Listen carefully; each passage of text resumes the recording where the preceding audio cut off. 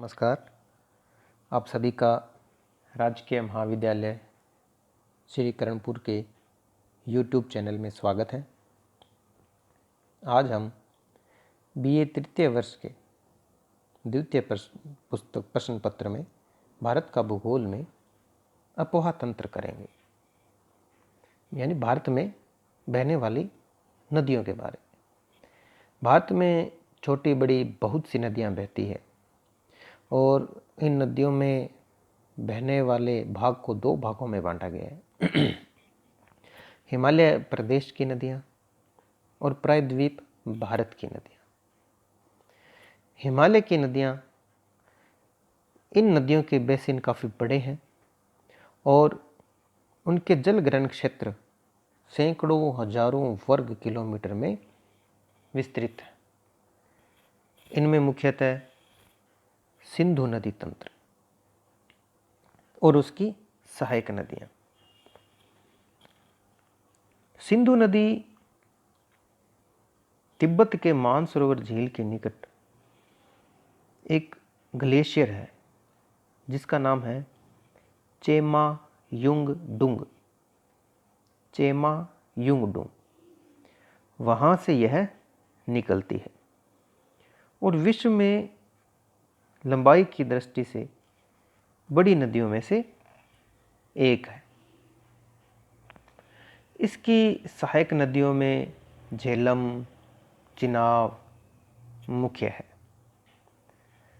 सिंधु नदी के बाईं ओर से मिलने वाली नदियों में पंजाब की नदियाँ सतलज, रावी, व्यास, चिनाब, झेलम, जिन्हें पंचनद कहा जाता है।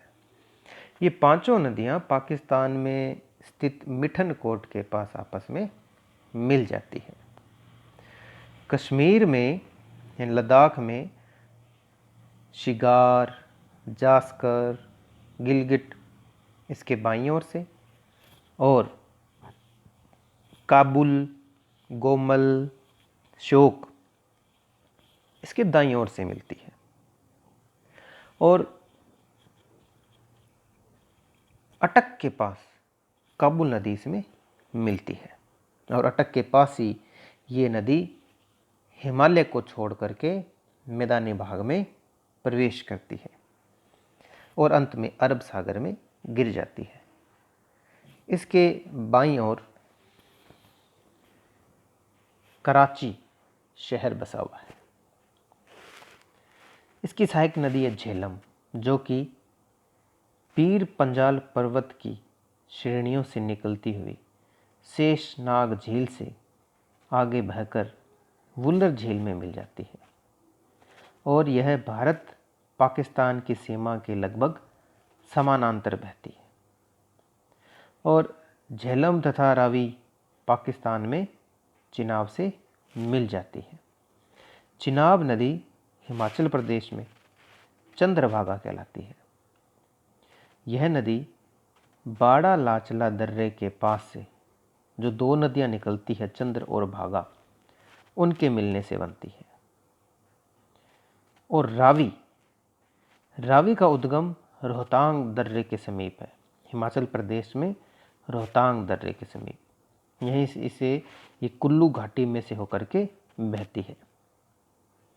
और जो व्यास नदी सतलज की सहायक नदी है, वह कपूरथला के निकट सतलज नदी में मिल जाती है। सतलज नदी मानसरोवर झील के समीप से राक्षसताल झील से निकलती है और हिमाचल प्रदेश में स्थित शिपकिला दर्रे के पास से बह करके हिमाचल प्रदेश और पंजाब और अंत में सिंधु नदी में मिल जाती है। सतलज नदी पर ही भाखड़ा नागल बांध बनाया गया है और हरिके बैराज बनाया गया है, जहाँ से इंदिरा गांधी नहर निकाली गई है, आगे गंग नहर निकाली गई है। फिर एक गंगा नदी तंत्र। इसमें मुख्य गंगा नदी और उसकी सहायक नदियों को, जैसे यमुना, घाघरा, गोमती आदि को लिया गया है। गंगा नदी वास्तव में अलकनंदा और भागीरथी दोनों नदियों के मिलने से बनी है। ये दोनों नदियाँ देवप्रयाग के समीप मिलती है। गंगा नदी का जो मुख्य स्रोत है उत्तराखंड में, वो है गंगोत्री। उत्तराखंड में गंगोत्री। हरिद्वार के पास यह मैदानी भाग में प्रवेश करती है और इलाहाबाद के निकट दाहिनी ओर इसमें यमुना नदी मिल जाती है। दामोदर नदी छोटा नागपुर पठार का जल लेकर के आती है और इसमें मिल जाती है। और गंगा के बाएं तट की मुख्य सहायक नदियों में जैसे कि रामगंगा, गोमती, घाघरा, गंडक, कोसी तथा महानंदा है। गंगा नदी की सबसे अधिक लंबाई उत्तर प्रदेश में है। पश्चिम बंगाल में फरक्का के बाद गंगा नदी दक्षिण पूर्व की ओर बहते हुए बांग्लादेश में प्रवेश करती है और पद्मा के नाम से जानी जाती है। यहाँ यह नदी कई छोटी छोटी धाराओं में बंटकर डेल्टा मैदान का निर्माण करती हुई पश्चिम बंगाल की जो खाड़ी है, जिसे बंगाल की खाड़ी कहा जाता है, में विलीन हो जाती है। बांग्लादेश में ही ब्रह्मपुत्र नदी इसमें मिलती है और दोनों नदियां विश्व का सबसे बड़ा डेल्टा बनाती है। इसका एक भाग गंगा नदी का हुगली नदी के नाम से पश्चिम बंगाल में बहता है, जिसके किनारे कलकत्ता नगर बसा हुआ है। इसकी जो सबसे प्रमुख नदी है वह है यमुना नदी। जैसे गंगा नदी का स्रोत गंगोत्री है, वैसे ही यमुना नदी का स्रोत यमुनोत्री है। यमुना नदी की सहायक नदियों में चंबल, सिंध, बेतवा तथा के नदियाँ शामिल की जाती हैं।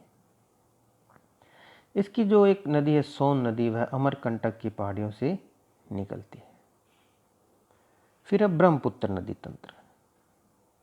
ब्रह्मपुत्र नदी कैलाश पर्वत में तिब्बत के क्षेत्र से निकलती है और नामचा बरवा पहाड़ी से दक्षिण की ओर मुड़कर अरुणाचल प्रदेश में प्रवेश करती है। यह नदी असम में एक जलोढ़ मैदान का निर्माण करती हुई बांग्लादेश में बहती है, जहाँ ये गंगा नदी के साथ मिल जाती है। तिब्बत में इसे सांगपो नदी कहते हैं, जिसका अर्थ होता है शुद्ध करने वाला। और अरुणाचल प्रदेश में यह नदी दिहांग के नाम से जानी जाती है।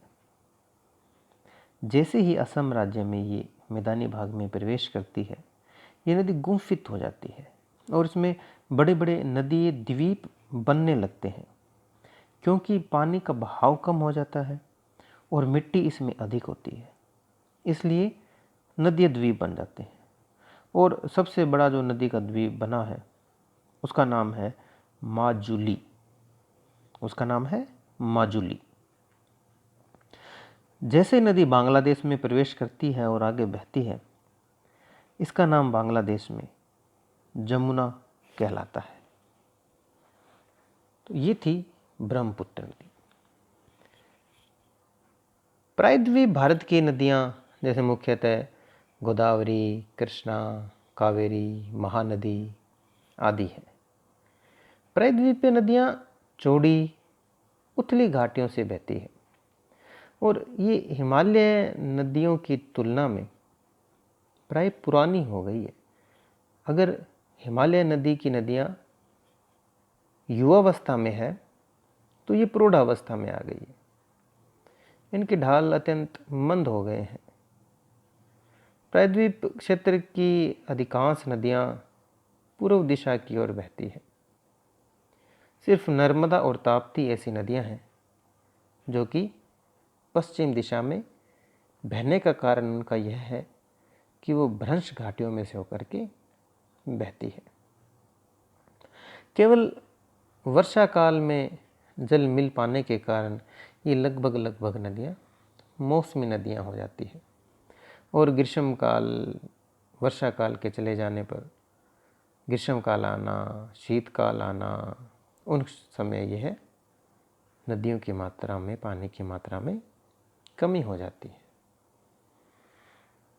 दक्षिण भारत की जो गंगा है वो गोदावरी नदी है और ये महाराष्ट्र के नासिक जिले से निकलती है।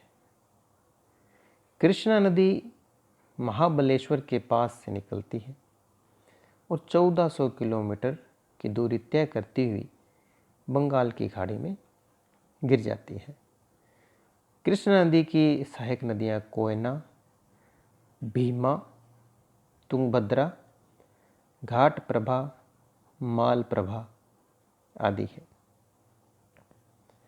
फिर है कावेरी नदी जो कि पश्चिमी घाट की ब्रह्मगिरी श्रेणी से निकलती है और लगभग 800 किलोमीटर बहने के बाद कर्नाटक, तमिलनाडु, केरल और अंत में यह बंगाल की खाड़ी में गिर जाती है। इसकी सहायक नदियों में हेमवती, शिमसा, लक्ष्मण तीर्थ, काम्बिनी, अमरावती आदि है।